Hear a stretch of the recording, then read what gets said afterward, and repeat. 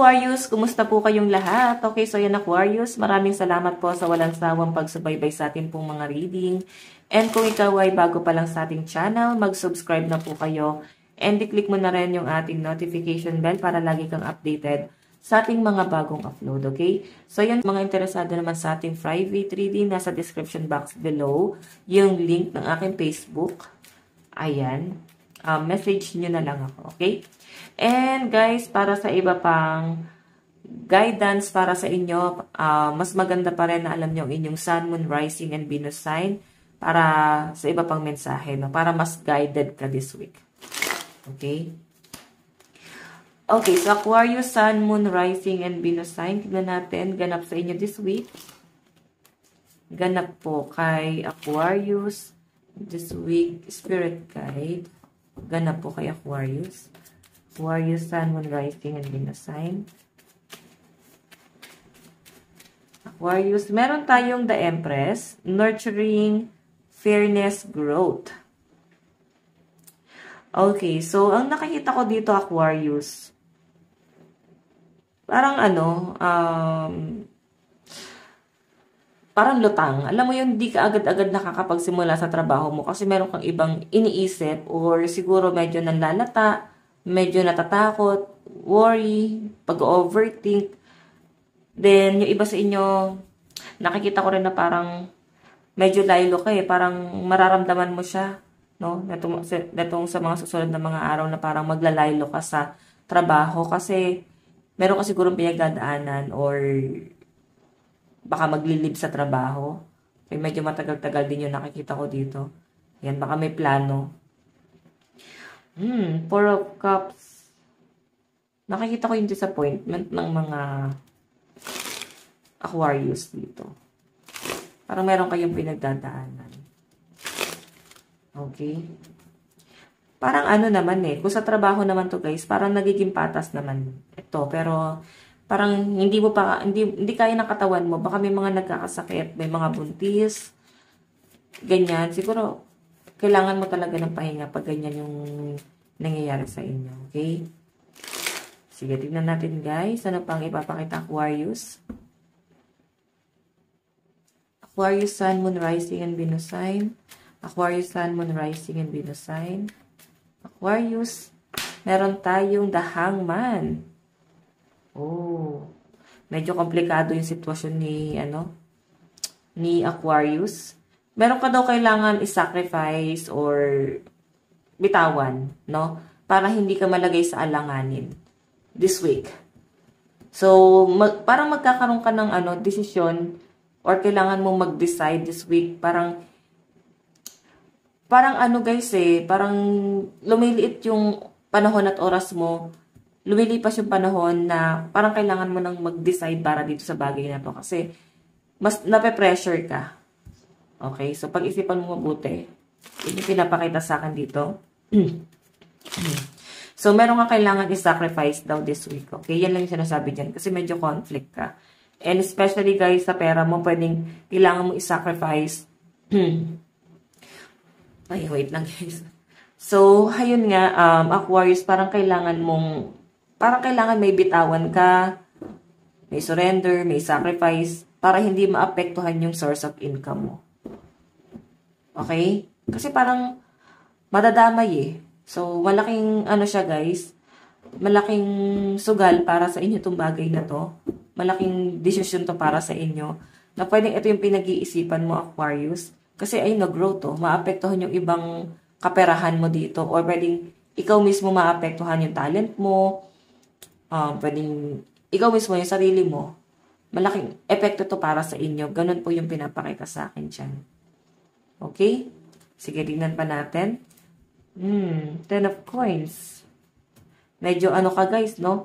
Yung pera mo daw is labas. Wala masyadong pumapasok. Kung pumapasok man guys, mabilis ang labas. Or mas madalas naglalabas ka ng pera. So, kailangan yung iniisip rito guys is kung paano mo pinapapasok yung pera mo. Okay? Tignan natin.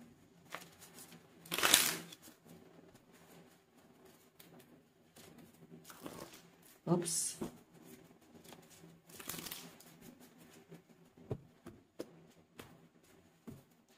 Aquarius, Sun, Moon, Rising, and Venus sign. Yung iba naman sa inyo guys, medyo komplikado ka. Kasi pwedeng mas malaki yung kinikita mo. Tapos siguro sa relationship to, yung sacrifice na gagawin mo dyan is, mapapaisip ka na parang ikaw lang yung mas maganda yung, ikaw yung mas nagpo-provide dito sa relationship na to. Ikaw yung parang mas maganda yung sahod.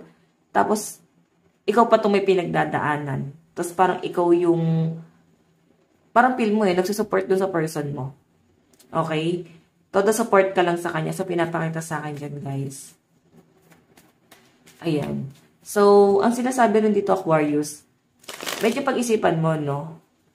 Isa siguro yun sa mga magiging conflict mo, yung love life mo. Kasi, pwedeng apektado yung, yung kaperahan. Hindi siya, guys, gano'n nagpo-provide sa inyo. Or sabihin na natin, guys, na wala siyang trabaho, pwede ikaw yung nagpo-provide. Ganyan. Kaya medyo nag-aalangan ka. Sige, tignan pa natin. Meron tayong the Star, Faith, Renewal, and Healing. So guys, ang sinasabi dito, parang kailangan mo lang daw ipagpatuloy yung pagtitiwala mo, no? Dito sa person na to, sabihin natin na hindi maganda yung kaperahan niya, pero sinasabi dito, magtiwala ka lang, no? Meron din siya, guys, magandang patutunguhan or magiging maganda rin ang pamumuhay nitong taong to. Siguro kailangan niya lang, guys, ng magsusupport sa kanya. Kailangan niya lang na may magbibuild sa kanya, mag-cheer up, parang ganon. So, I think ikaw yon. Yun nga lang, pwede kasi ang tagal-tagal na, bakit parang wala pa rin nangyayari? Wala pa masyadong ganap.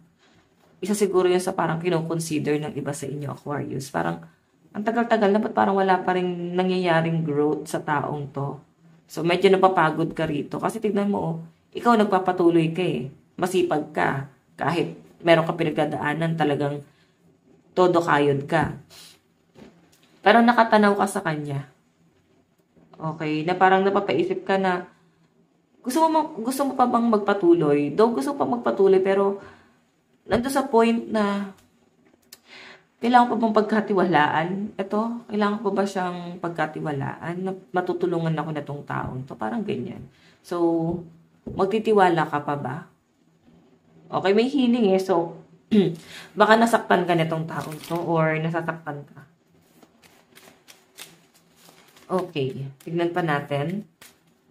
Meron tayong the Devil, Vice, Temptation, Manipulation. So, ito guys may nakikita ko dyan medyo manipulative itong taong to. As in, magaling siyang magsinungaling. Magaling siyang magpanggap. So, mag-ingat ka. Kasi baka hindi ka aware na mamanipula ka nitong taong to. Hindi ka aware na papaikot ka na pala nitong taong to. Na parang, alam mo yun, tinitake advantage ka. Ganun yung energy na nakikita ko. Okay? Sige, tignan natin.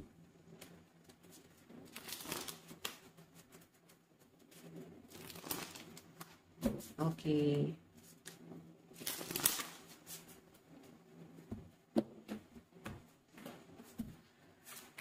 Tignan natin. Additional message para kay Aquarius. Meron tayong 8 of Swords.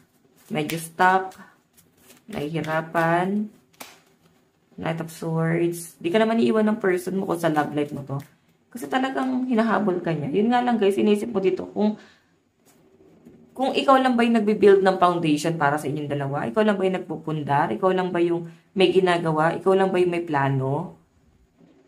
Though nakikitaan mo naman guys ng kasipagan etong person mo, pero parang mapipil mo parang may kulang. Pero iba sa inyo guys, pwedeng napapansin mo pero magbubulag-bulagan ka. Ganun yung energy. Pero nakikita ko yung paghahabol na gagawin niya sa inyo. I think mahal na mahal ka nitong tao to. Siguro kailangan niya lang talaga ng support at nakikita niya yun sa inyo. Okay, so tignan natin guys. Advice para sa inyo. Okay. So guys, meron tayong Wondrous Universe, Walk in Beauty. Diba? So, hayan Aquarius, ito lang pong inyong reading. Maraming salamat po. God bless and love you all. Bye-bye po.